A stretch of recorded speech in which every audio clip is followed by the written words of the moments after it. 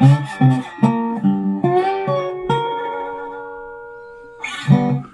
it's Brian up here in Kingfield. It is a nice February morning. Can't remember what day it is. 18th? February 18th, 23. Cold outside. Not too bad though. Typical Maine day. Got a cool one to show that I just picked up and did some work on. Didn't take a lot, but a little fix up. This is a 1972 Dobro Model 66.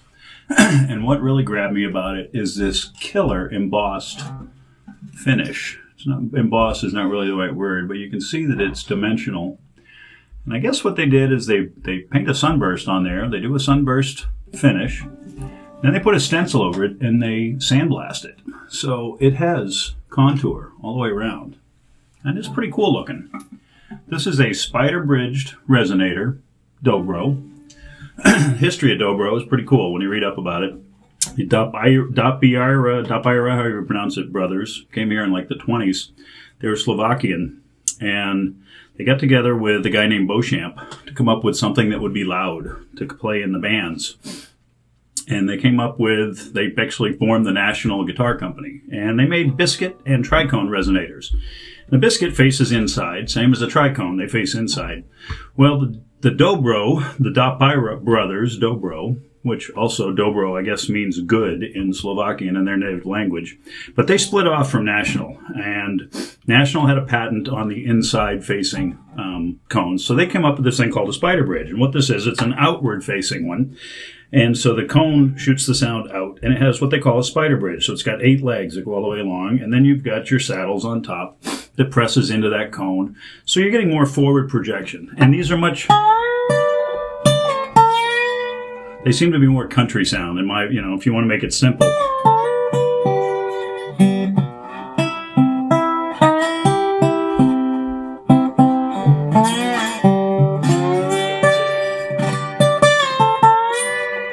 Anyway,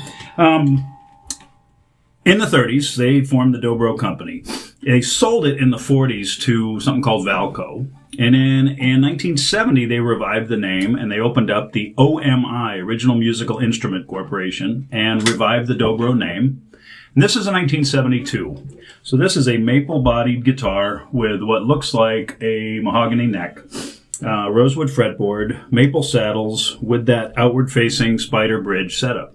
When I got a hold of it, it needed a neck reset, and in messing with it, I discovered you get this screw on the back of the neck, and then inside, the way this goes on, it's not a dovetail per se. It slides into the mortise and tenon, and it's got a big long piece of wood that's part of the neck. So the neck wood actually comes all the way about here, and there's an adjustment screw, and there's shims underneath it, wedge-shaped. So in order to tip the neck back, you just put more wedge in there, and it makes the neck come back, so that can adjust for the angle of the way your action is. Now, you do need enough break angle on these strings to drive the cone, but I guess it's a fine line. I haven't done a lot of resonator work, so I'm learning. It's a fine line between enough and too much. If you get too much, the cone collapses. So anyway, when I got it, it had run out of adjustment space, so I had to take a little bit of material off the back of the neck heel, just like doing a neck reset. I added another piece of shim underneath here, and I had to take a little material off the bar because it was bottoming out into one of the holes in there. But it's all together now. I cut 2 new maple saddles for it, so it's intonated really nicely. Cleaned up the nut, cleaned up the frets, and I'm just digging this thing. It's got the original tuners on there. Love the slotted headstock. And again, just this finish is killer. To me, it looks like stained glass or something. When the sun hits it, when it's hanging on my wall, it's just amazing. But I am not much of a slide player, but I'm trying. So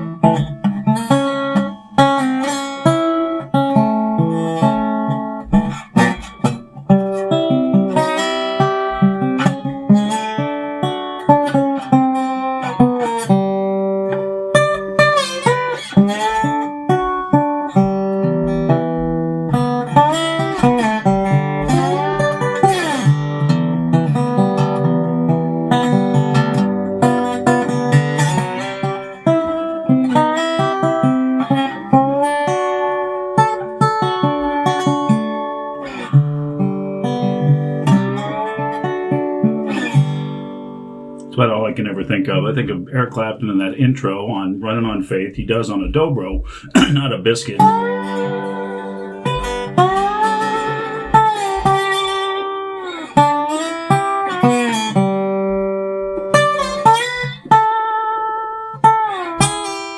Like I said, I'm still learning, but...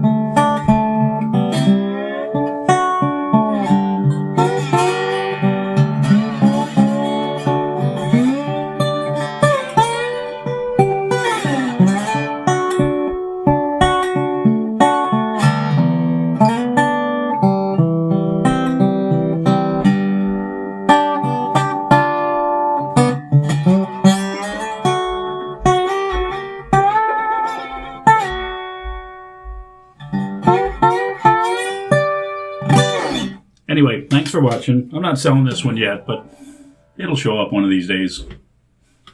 See ya.